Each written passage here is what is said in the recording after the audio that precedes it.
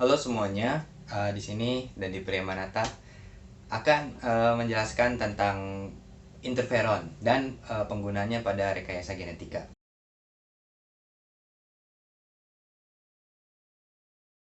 Jadi sebelum kita masuk ke interferon itu kenapa digunakan di rekayasa genetika?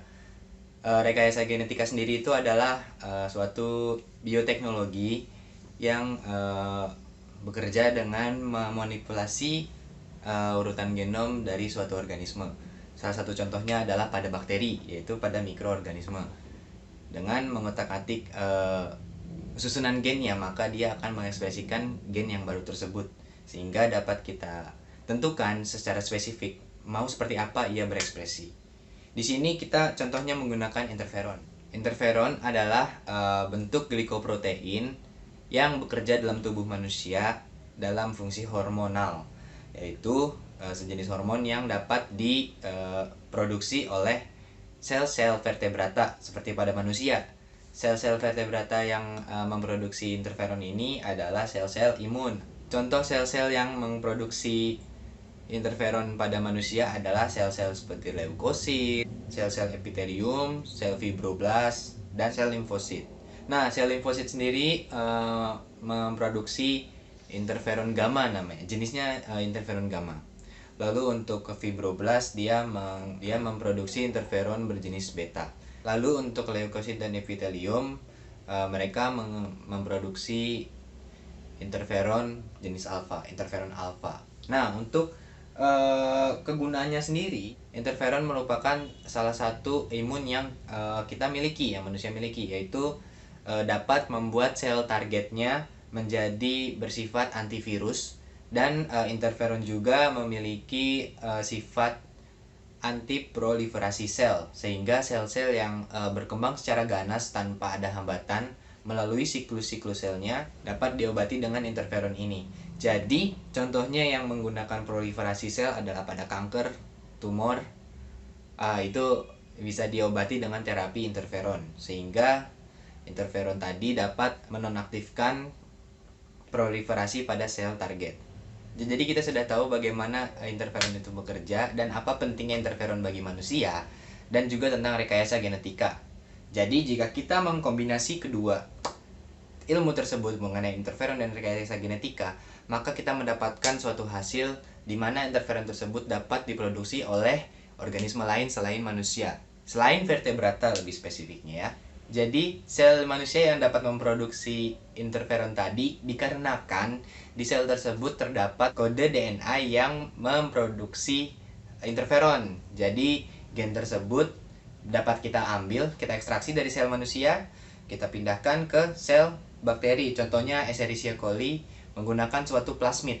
Nah, maka bakteri Escherichia coli ini nanti dapat memproduksi interferon, sehingga interferon yang diproduksi dari bakteri tadi dapat dipanen dan dibuat dalam bentuk obat untuk kepentingan terapi dan kepentingan ekonomi industri farmasi.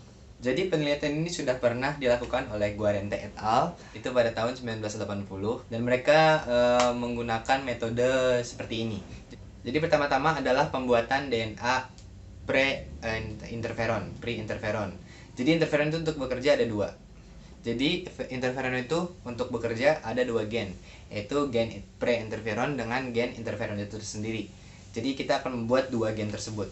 Yang pertama adalah pembuatan dari pre-interferon tersebut, dinamakan PTR56. Pembuatannya terdiri dari dua langkah. Langkah pertama adalah pembentukan plasmid PLG111 yang memiliki lokasi yang dikenal oleh enzim restriksi HIN3 di 3 nukleotida sebelum ATG pada kode pre-IF-nya atau pre-interferonnya. Hal ini dapat dilaksanakan dengan menggabungkan 4 fragmen DNA, yaitu yang pertama adalah fragmen BAM-HI dan PST dari PLG300. Yang kedua adalah HIN2-BGL2 yang memiliki kode keseluruhan dari pre-interferon pada fragmen TPIF31913.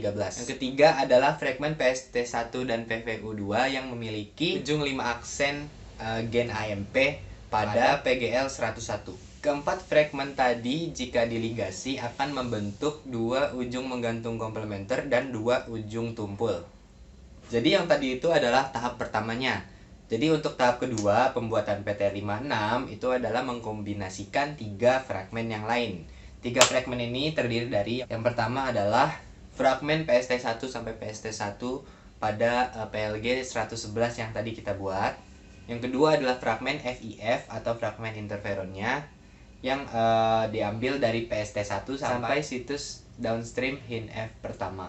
Yang ketiga adalah fragmen PST1 sampai BAM HI yang diambil dari PLG 300 dan memiliki ujung 3 aksen dari AMP dan ujung 3 aksen dari LAKZI. Dari kedua tahap tersebut terbentuklah PTR56 yang kita inginkan.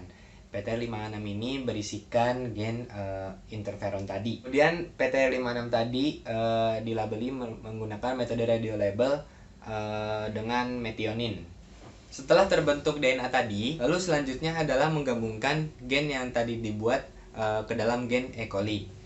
Dengan cara diambil potongan dari gen FIF yang tadi dibuat dan digabungkan ke dalam gen LAKZI pada E. coli. Lalu dilakukan analisis menggunakan metode Maxicell pada hasil produksi bakteri E. coli yang tadi. Metode Maxicell ini adalah melihat berat dari protein yang dibuat sehingga dapat terlihat secara radiograf. Dari teknik tersebut didapatkan hasil bahwa bakteri tersebut menghasilkan protein dengan berat 20.000 sampai 23.000 yang mana berhubungan dengan berat pada interferon itu sendiri, sehingga dapat disimpulkan bahwa bakteri tersebut dapat memproduksi interferon baik itu pre-interferon maupun interferon dewasa maupun interferon yang sudah matang, sehingga dapat siap dipanen dan dilakukan analisis lain atau dilakukan uji penelitian lain dalam efektivitasnya pada